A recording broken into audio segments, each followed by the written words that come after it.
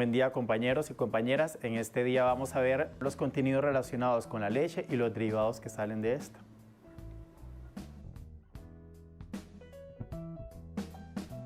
La leche de mayor consumo a nivel mundial es la leche de vaca. La leche también se puede obtener de otros animales como podrían ser las cabras. Sin embargo, cada tipo de leche va a tener un perfil característico tanto de composición, lo cual repercute en sus sabores y en sus características. La leche tiene un color blanco y opaco amarillento. El color blanco se debe principalmente a la formación de glóbulos de grasa que están dispersados en la emulsión, los cuales lo que hacen es precisamente reflejar la luz y darle ese color blanco que tiene la leche.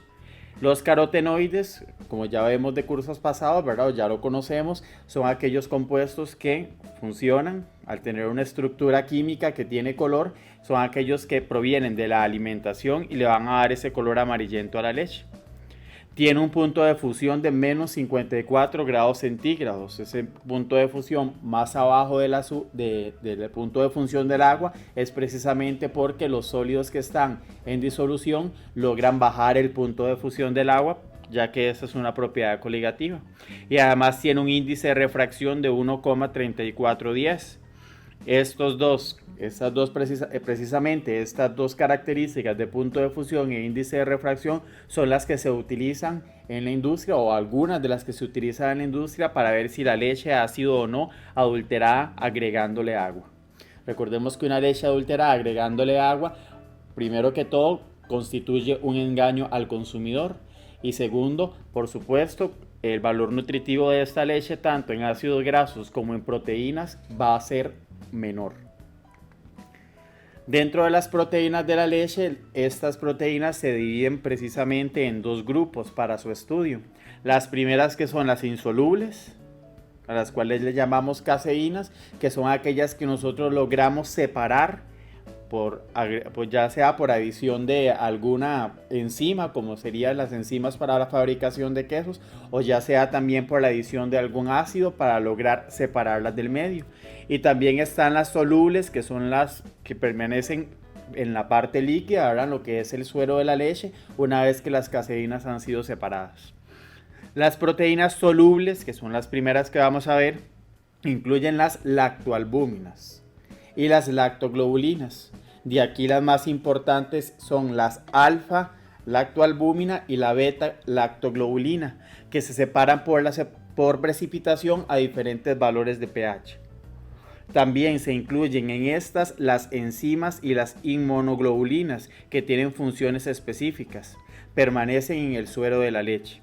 Aquí donde hablamos que se separan por precipitación, estamos hablando de que una vez que nosotros tenemos la leche, ¿verdad? La leche propiamente, la matriz láctea, vamos a agregar algún ácido, como por ejemplo podría ser el ácido acético, para lograr precipitar las caseínas. Entonces las que vamos a lograr separar van a ser aquellas que son las caseínas. Y una vez que las caseínas han sido separadas, ahora sí nos queda el suero de la leche, ¿verdad? La parte de arriba, el líquido supernadante, quedaría con estas proteínas que son las lactoalbúminas y las lactoglobulinas.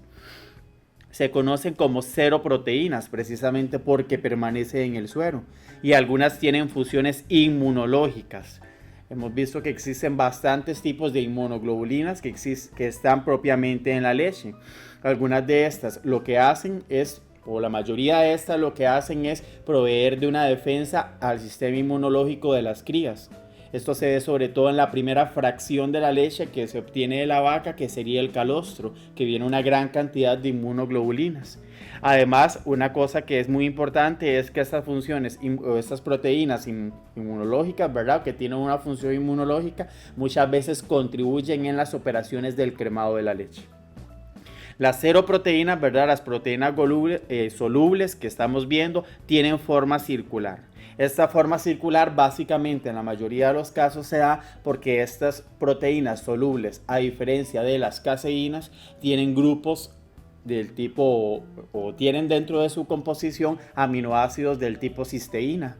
Entonces recordemos que los aminoácidos del tipo cisteína son capaces de formar puentes disulfuro, y estos puentes disulfuro hace que se puedan obtener se puedan obtener precisamente arreglos circulares en forma de de la estructura terciaria más bien de esta proteína. Estos se promueven, obviamente, que lo acabamos de decir, ¿verdad? Por la formación de puentes disulfuro. Veamos aquí, ¿verdad? Que las proteínas solubles son capaces de formar esos puentes disulfuro.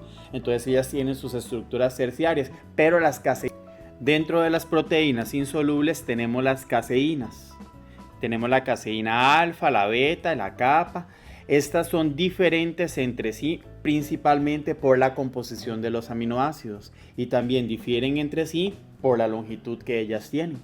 Además, al diferir en la composición de aminoácidos, esto hace que cambien sus propiedades funcionales. Recordemos que dependiendo de la composición de aminoácidos es esa interacción que existe propiamente entre las proteínas y el medio. Recordemos que hay proteínas que funcionan de forma hidrófoba, otras que funcionan de forma hidrófila, y esto va a cambiar dependiendo de los aminoácidos y de la forma como estos estén acomodados dentro de la estructura secundaria y por consecuencia dentro de la estructura terciaria. Estas proteínas son solubles, ¿verdad? Las caseínas tienen diferente polaridad y además juegan diferentes funciones dentro de la matriz láctea, propiamente dentro de la formación de las micelas, que es donde están ubicadas las caseínas. La caseína kappa es aquella que mantiene las micelas estables, mantiene el complejo micelar estable, aún a altas proporciones de iones calcio. Aquí hay algo muy importante que ver. La leche tiene una concentración de calcio mucho mayor de la que es permitida en el agua. Si nosotros agarramos una concentración de calcio como la que tiene la leche y la intentamos disolver en el agua, este calcio no se va a lograr disolver a esa temperatura. ¿Qué es lo que sucede? Que la caseína kappa tiene una interacción gracias a precisamente a su composición, ¿verdad? Química, que tiene unos grupos altamente ionizables que logra estabilizar el calcio dentro de la micela. Entonces eso nos hace que nosotros dentro de la leche podamos tener inclusive una concentración de calcio mayor a la que podríamos tener si solamente fuera agua pura. Además, más adelante vamos a verlo, la caseína kappa es la que es gracias a ella precisamente es que se logra tener las micelas dispersadas en el medio. Se precipitan por adición del ácido acético, así es como las logramos separar y hacerlas insolubles para posteriormente ya sea formar un queso o ya sea lograr separarlas del resto de las proteínas que constituyen el suero. Este ácido acético se agrega hasta alcanzar el punto isoeléctrico, o sea, ese punto en el cual precisamente se da la precipitación de las caseínas. En este proceso propiamente de precipitación se afecta directamente los enlaces peptídicos de las caseínas kappa. En esta caseína kappa, dentro de lo que es la secuencia de sus aminoácidos, hay varios enlaces peptídicos. Entre el aminoácido 105 y entre el aminoácido 106 es donde se afecta, precisamente en ese enlace peptídico, es donde se afecta la caseína kappa y hace que esta caseína propiamente no logre interactuar con el medio de una forma tan efectiva que cuando ella no ha sido atacada en ese enlace. Eso hace que al estar la caseína kappa, al cambiar propiamente la forma de la caseína kappa, las caseínas alfa y la caseína beta quedan más disponibles para poder interactuar con el resto de la matriz, y estas al estar más disponibles obviamente van a empezar a precipitar y ahí es donde se da la separación propiamente de las caseínas. Aquí tenemos nosotros lo que es la forma de una micela de caseína. Esto que vemos aquí subrayado con rojo es toda la micela. Dentro de la micela vemos que realmente es pues una estructura bastante grande, ¿verdad? Con un peso molecular de varios millones de Dalton, pero aquí vamos a ver que cada una de estas se va a descomponer en una submicela de caseína, que va a tener un centro hidrofóbico. Aquí en el medio, lo que va a estabilizar con el resto del medio del agua va a ser la capa caseína, que ya vimos que gracias precisamente a que ella tiene una gran cantidad de grupos ionizables, o sea que se pueden cargar negativamente, es que ella va a poder tener una interacción con los iones calcio. Recordemos que los iones calcio tienen carga positiva, iones calcio tienen carga +2. Esa interacción es lo que hace que precisamente el calcio se mantenga en disolución. Además, eso es lo que hace precisamente que propiamente la micela pueda mantenerse en disolución al estar interactuando de forma efectiva con el agua. Después de esto tenemos los carbohidratos que se encuentran en la leche. Dentro de los carbohidratos que se encuentran en la leche, el principal siempre va a ser la lactosa, también conocida como azúcar de la leche, que es precisamente un disacárido, un oligosacárido que se encuentra prácticamente solo en la leche. Es el carbohidrato principal, ¿verdad? La lactosa. Además, nosotros podemos ver que también dentro de la leche se han identificado también glucosa, se ha identificado también sacarosa, pero a concentraciones que no son tan importantes como la que sí se presenta para la lactosa. Esta se encuentra en disolución y tiene un dulzor relativo. Recordemos que cuando hablamos de dulzor tenemos que relacionarlo, al ser algo precisamente que se siente en los sentidos, se tiene que relacionar con un valor que ya está establecido, ¿verdad? Que en este caso del gusto dulce, ¿verdad? Se trata de la sacarosa. Cuando hablamos que la sacarosa tiene un dulzor de 1, estamos hablando que la lactosa tiene un dulzor de 0.25, o sea, una cuarta parte del dulzor de la sacarosa. Entonces veamos que gracias a eso es que la leche no tiene un sabor dulce, ¿verdad? Como si tendría una disolución de azúcar. En el caso de la leche deslactosada, lo que conocemos como precisamente aquí en Costa Rica, la marca más común es la de Lactomi, ¿verdad? En el caso de la leche deslactosada se le da una presencia de lactasa. La lactasa es aquella enzima que logra romper esta azúcar, esta lactosa, ¿verdad? En sus dos componentes, que sería la glucosa y la galactosa. Veamos que la glucosa tiene un dulzor mayor que precisamente la lactosa. Entonces, esto lo que va a hacer es que la leche deslactosada, al haber sido la lactosa precisamente hidrolizada en sus componentes glucosa y galactosa, tenga un sabor más dulce. Porque precisamente dentro de la leche ya no vamos a tener la lactosa, sino lo que vamos a tener es un contenido de glucosa y un contenido de galactosa. La cristalización de la lactosa es un gran problema, ahorita vamos a ver por qué.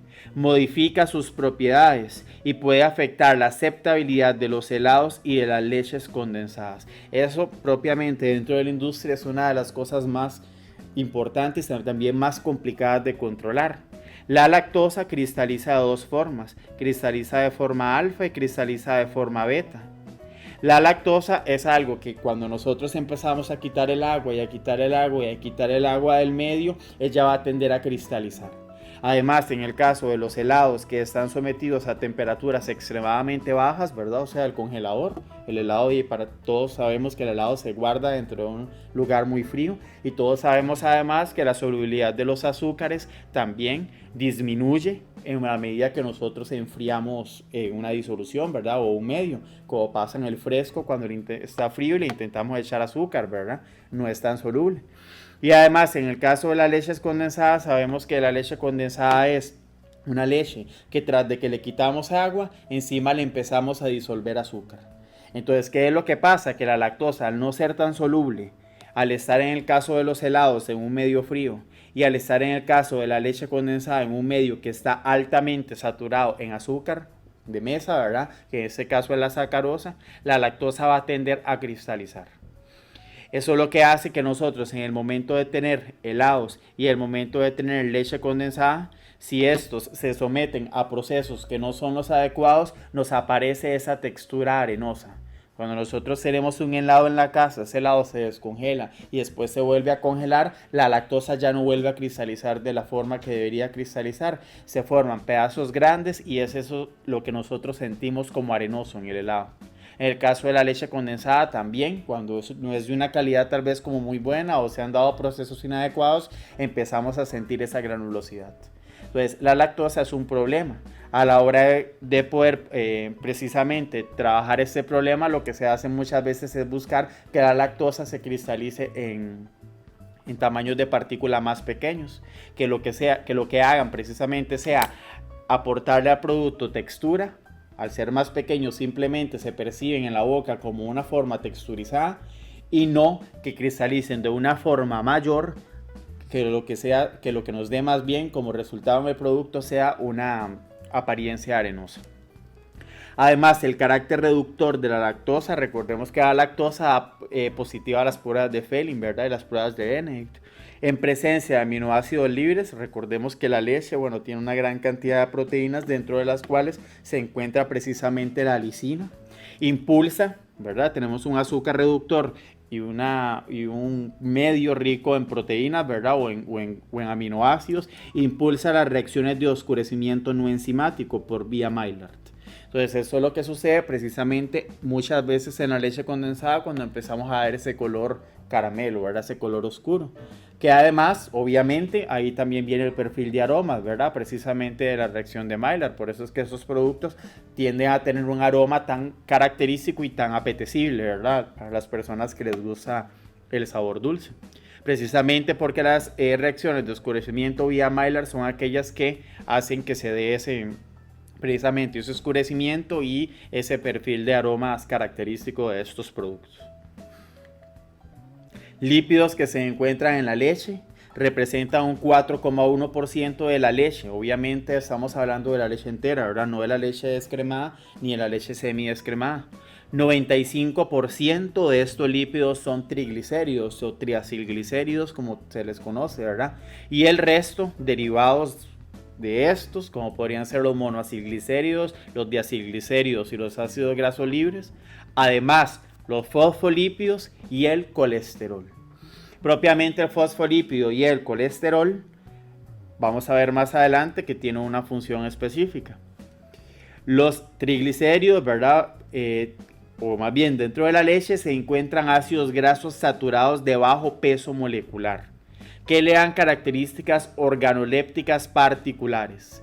¿Cuál es el más o cuál es el que realmente más se valora en la leche? El contenido que existe de ácido butírico. Por eso es que a la grasa de la leche le llamamos grasa butírica.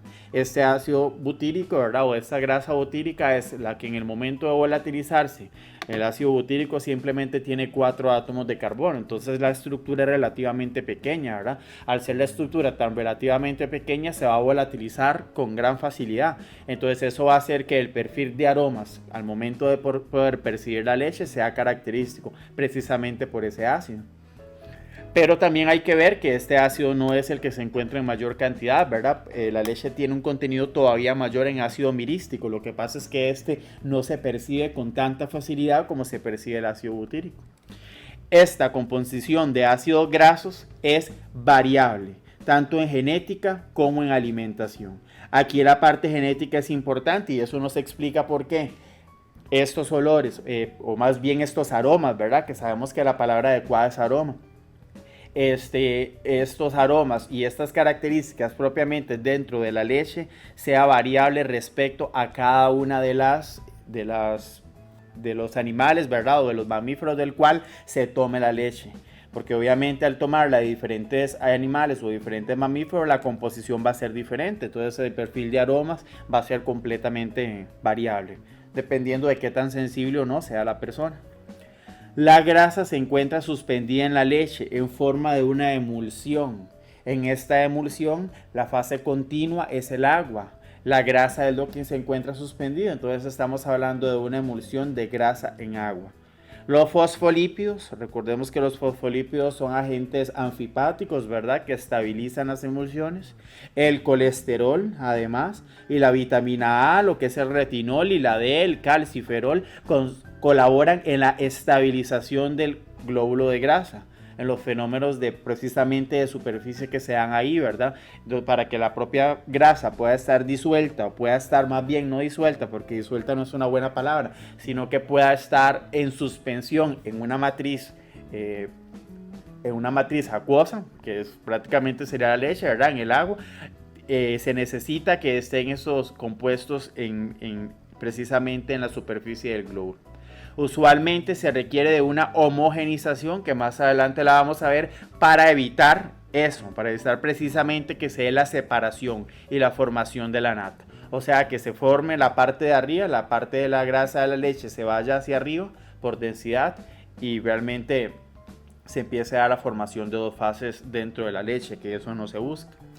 Además, la separación por centrifugación permite los diferentes tipos de leche. Entonces, como muchas veces, esto lo vamos a poner tal vez aquí arriba con color azul, como muchas veces dentro, aquí estamos dibujando un vasito donde estamos poniendo la leche, aquí en color negro vamos a poner lo que son los glóbulos de grasa.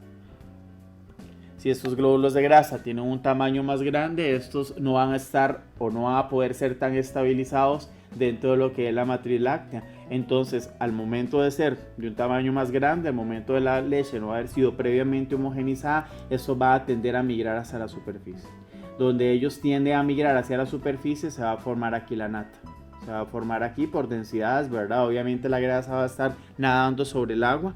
Entonces, una vez que nosotros querramos más bien favorecer este proceso, lo que hacemos es someter todo este sistema a centrifugación para ayudarle precisamente a esta leche a que se vaya hacia arriba, porque el agua al ser más densa va a tender a acomodarse abajo.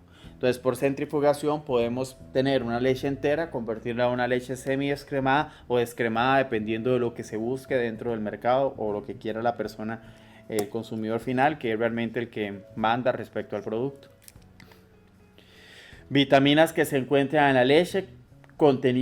La leche tiene un gran contenido de vitaminas liposolubles, vitamina A, vitamina D, vitamina E y vitamina K, que dependen de la cantidad de grasa de la leche. Al ser liposolubles, ¿verdad? Y nosotros estar buscando remoción de grasa, vamos a quitar también remoción de vitaminas. Esa es otra razón de las que ya muchas veces hemos visto, de tener conciencia de que la dieta también requiere cantidades razonables de grasa. Además, se tiene un contenido de vitaminas hidrosolubles como la riboflavina, cobalamina y tiamina. También es importante la vitamina C, ¿verdad? Esta vitamina C es altamente sensible a la radiación. Precisamente cuando tenemos una leche que no está empacada en un envase tetrabric, sino que está empacada en botellas de leche donde entra la luz, esta luz obviamente va a incidir sobre el contenido de vitamina C y este va a ir bajando. Además, este contenido de vitaminas hidrosolubles, estas son las que son más sensibles a los tratamientos térmicos. Más adelante vamos a ver que la leche necesita de pasteurización, ultrapasteurización y otros tratamientos térmicos que también se pueden aplicar. Estas vitaminas hidrosolubles son de las que salen más afectadas dependiendo de qué tan efectivo o qué tan no efectivo sea el tratamiento sobre ellas. Además tenemos de micronutrientes de la leche, dos que son los más importantes, el calcio y el fósforo, porque ya vimos anteriormente que precisamente la caseína kappa interactúa con los fosfatos de calcio. Estos fosfatos de calcio son los que aportan el calcio y el fósforo que se encuentran en la leche. La leche además contiene sodio, potasio, cloro y magnesio, pero además también es pobre en contenido de hierro y cobre. Este hierro y cobre muchas veces en la leche, en vez de aportar una gran importancia dentro de lo que es precisamente la ingesta dentro del cuerpo, ¿verdad? En vez de tener buen valor nutricional, más bien precisamente el cobre tiene un efecto catalítico sobre algunas sustancias que se encuentran dentro de la matriz láctea. Entonces más bien es algo que a veces no se considera deseable dentro de la leche. Dentro de las enzimas de la leche se encuentra una cantidad bastante grande, se da la presencia de lipasas. Recordemos que las lipasas son aquellas que promueven las reacciones de lipólisis. Recordemos que las reacciones de lipólisis son aquellas que toman el triacilglicérido y son capaces de romper esos enlaces liberando los ácidos grasos libres.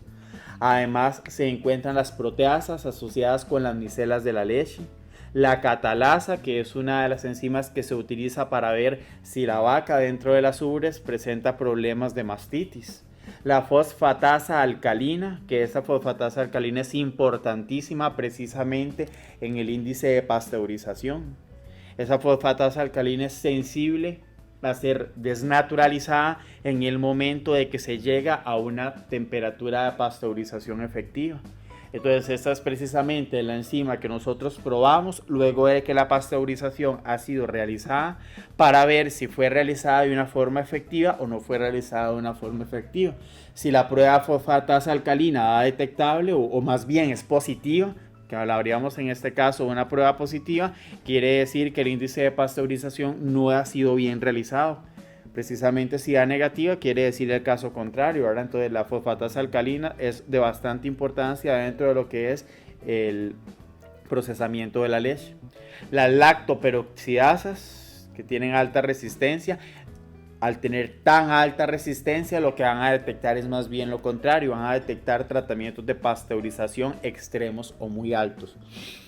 Esos problemas de pasteurización extremos o muy altos no son inefectivos desde el punto de vista de las bacterias, ¿verdad? De tratar de eliminar la biota que se encuentra en la leche, pero sí tampoco favorecen el proceso de la fabricación de la leche, porque más bien al tener calentamientos térmicos tan drásticos pueden darse la aparición de otras características negativas, como podría ser, más adelante lo vamos a ver, reacciones como entrecruzamiento de proteínas. También se puede dar degradación de vitaminas, también se puede dar precisamente, se podrían afectar algunas proteínas que se encuentran en la leche, ¿verdad? Sobre todo aquellas que son más termolábiles, como podrían ser las proteínas que se encuentran en el suero, ¿verdad? Las lactoglobulinas y las lactoalbúminas.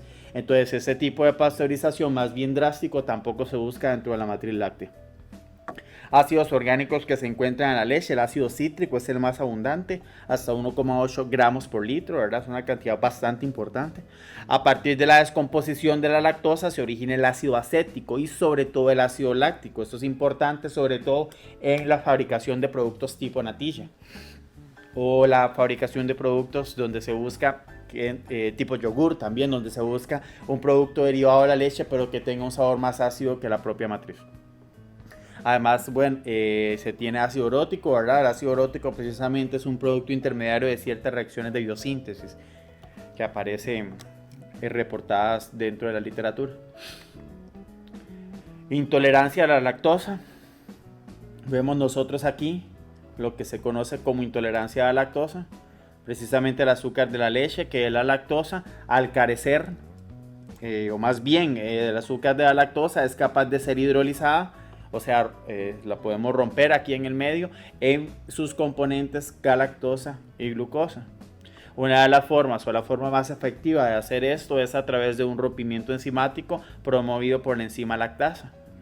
Esta enzima lactasa que vemos aquí se encuentra en algunas personas o algunas personas tienen la ventaja de tenerla dentro de sus organismos bastante activa y otras personas conforme ha ido pasando la edad de ellos, ¿verdad? Ha empezado ya simplemente a no tenerla. Entonces al momento de bajar la concentración de lactasa, este azúcar no es capaz de romperse en estos dos y pasa propiamente a lo que es el colon sin ser digerida o sin ser simplemente metabolizada, sin ser simplemente hidrolizada más bien. Entonces aquí vemos el caso de una persona intolerante y una persona no intolerante a la lactosa.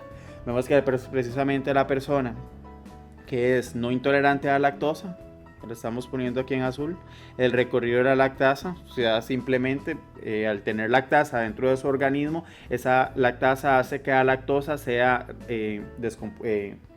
hidrolizada en glucosa y galactosa. Esta glucosa y galactosa, al ser ya unidades tan pequeñas, puede ser absorbida dentro de lo que son las arterias, ¿verdad? Y ser utilizada propiamente dentro del organismo. La persona que es intolerante a la lactosa, la lactosa va a pasar por todo lo que es el organismo. Va a venir, vamos a ponerlo en rojo para que se vea mejor, va a venir propiamente dentro del organismo, va a pasar por todo el intestino delgado y al llegar al colon, aquí es donde se va a dar el problema. En el momento donde llega al colon, se da el problema de que las bacterias propiamente que viven en el colon van a tomar esa lactosa, ¿verdad? Y la van a descomponer, la van a fermentar. Entonces la van a fermentar precisamente en productos que tienen un olor desagradable, ¿verdad? Que ya los conocemos. Y además va a poder esos productos para equilibrar por una cuestión osmótica en el cuerpo, para equilibrar precisamente la aparición de esos nuevos productos, ¿verdad? Se va a dar la toma precisamente de agua, se va a dar por un mecanismo de ósmosis la aparición de mayor cantidad de agua dentro de lo que es el intestino grueso, y eso es lo que nos da a nosotros problemas de mal olor, ¿verdad? Que es lo que se percibe precisamente en las flatulencias, y de diarrea, que es uno de los problemas que hay más, que lo que se da más en el momento de las personas que son intolerantes a la lactosa. Entonces de ahí la importancia del producto del lactosado, ¿verdad? Que aunque ya vimos que tiene un sabor más dulce, es importante, ¿verdad? Para que toda la población pueda ser capaz de poder tomar productos lácteos, o además de algunas terapias que han venido surgiendo últimamente, como es utilizar medicamentos que ya traen la lactasa, que están disponibles muchas veces en las industrias farmacéuticas. Esperamos que los contenidos vistos en este capítulo de leche y derivados sean de provecho para su vida como estudiantes y su vida profesional.